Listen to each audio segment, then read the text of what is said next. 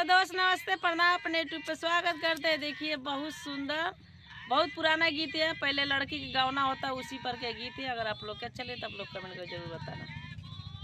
बेटी सुपुली के लाना जानी जायो तोही रान बन बीचे बेटी सुपुली के लाना जानी जायु तोही रान बन बीचे बेटी ओही रैया तोर ससुर तगावा नेके दिन लेके बेटी ओही रैया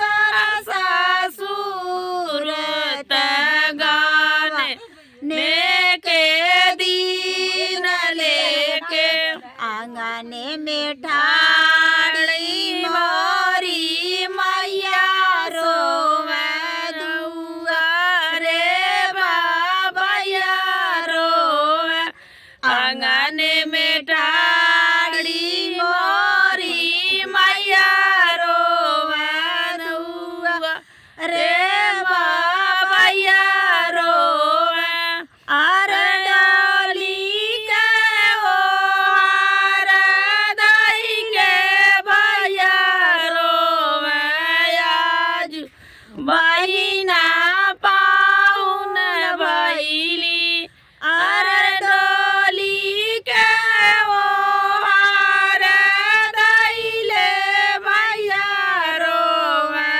आज बहिना पाउन भैली आंगन में ठाड़ी मोरी चाची रोवे दुआ रे सखिया रोवे आंगन में ठाड़ी मोरी चाची रोवे दुआ रे सखिया रोवे अरे लाला की चालनिया दईले भाभी रोवे आज ना